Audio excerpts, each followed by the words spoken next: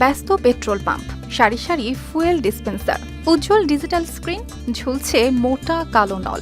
চারপাশে মানুষের ভিড়, কেউ নোজেল হাতে দাঁড়িয়ে আছেন, কেউ আবার অপেক্ষা করছেন নিজের পালার জন্য। কিন্তু কয়েক সেকেন্ড পরেই চোখে পড়ে অদ্ভুত এক দৃশ্য। গাড়ি নয়, এখানে ট্যাঙ্ক ভরছে মানুষের গ্লাস, আর পেট্রোলের বদলে নল দিয়ে বেরিয়ে আসছে বরফ ঠান্ডা ঝকঝকে বিয়ার। চীনের পূর্বাঞ্চলীয় শহর কিংদাওয়ে এমনই এক অভিনব বিয়ার ফুয়েলিং স্টেশন এখন সামাজিক যোগাযোগ মাধ্যমে ছড়িয়ে পড়েছে। শাংডন প্রদেশের ঐতিহাসিক দাবাওদাও সাংস্কৃতিক এলাকায় তৈরি হয়েছে এই ব্যতিক্রমী পানশালা।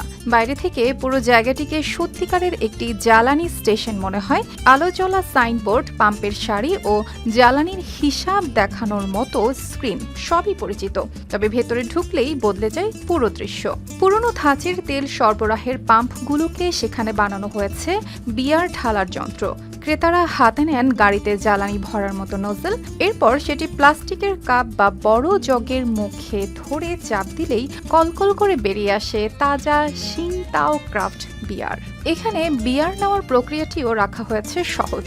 প্রথমে একটি কিউআর কোড স্ক্যান করতে হয়, এরপর কর্মীরা একটি কাপ দেন। তাদের নির্দেশনা মেনে নজলটি হাতে ধরে গাড়িতে তেল ভরার মতো করে বিয়ার ঢালতে হয়। পাশে থাকা ডিজিটাল স্ক্রিনে দেখা যায় কতটা বিয়ার নেওয়া হয়েছে ও অর্ডারের হিসাব। ফলে পুরো অভিজ্ঞতাটি শুধু পান করার মধ্যে আটকে থাকে না, বরং কয়েক মুহূর্তের জন্য ক্রেতারাই যেন নিজের বিয়ারের পাম্প অপারেটর হয়ে ওঠেন।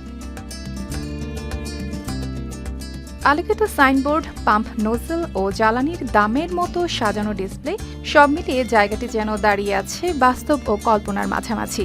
একদিকে পেট্রোল পাম্পের পরিচিত দৃশ্য, অন্যদিকে গ্লাসে জমে ওঠা ঠান্ডা বিয়ারের ফেনা। চোখ যা দেখে প্রথমে মন যেন তা বিশ্বাস করতে চায় না।